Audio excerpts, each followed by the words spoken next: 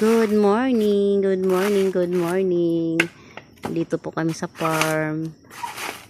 Yan. Gustong-gusto ng mister ko mag-exercise daw siya, magbalat ng buko ng nyug. Ayan. Kaya sumama ako kasi gusto ko tingnan siya. Actually, pinaupahan lang namin yung pag-aakyat ng buko, ng sa puno ng nyug, pagkuha ng mga ganitong nyug. Ayan. At siya na lang ang kasi exercise lang daw niya kasi wala naman siya ibang gagawin. Ayan guys. Tingnan nyo. Gusto niya mag-exercise. Ayan. Tingnan nyo guys.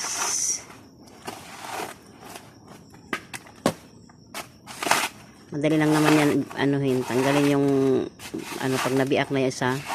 Yan, tuloy-tuloy na yon. Mahirap kasi pagbasa yung yung nyug. Madulas at saka mabigat, puno ng tubig. Ito ngayon tuyo siya. Yan, bagong akyat lang ng namin yung inupahan na nag-akyat ng sa puno ng nyug. Yan guys. Yan, sinamahan ko siya dito. Gusto ko tingnan yung pagbubunot. Pagbubunot kasi ang tawag dito sa amin. Yan o.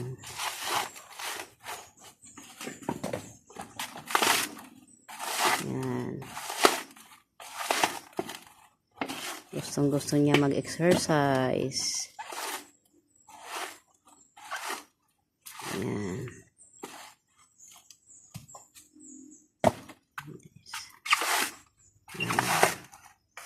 Hindi naman niya yan ngayon uubusin. Kung ang kaya lang niya yung mapagod siya, ihihinto na siya. Tapos ibang araw na naman itutuloy niya yan nun. Kasi gusto niya talaga siya ang magtrabaho, magbunot. Yan o.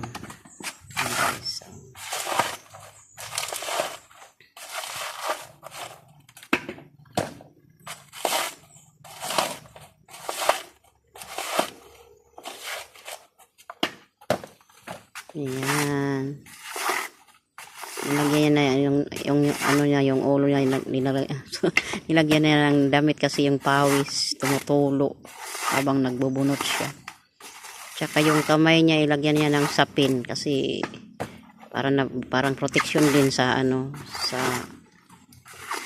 paghawak niya ng nyug habang nagsisipak. Ayan o. Ayan guys.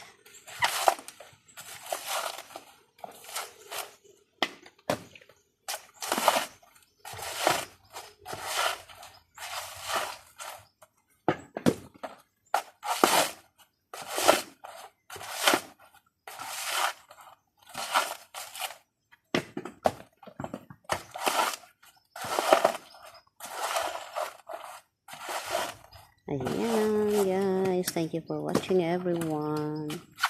Follow and share po. Thank you sa support nyo. Ang pupuso nito ay marunong maggawa sa bukid ng trabaho ng ganyan. Ayan. Masaya lang ang ang gawain dito sa bukid. Tulad ng sa amin, yan ang ginagawa namin dito.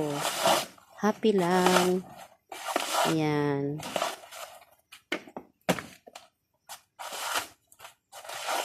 Ayan guys. Thank you for watching.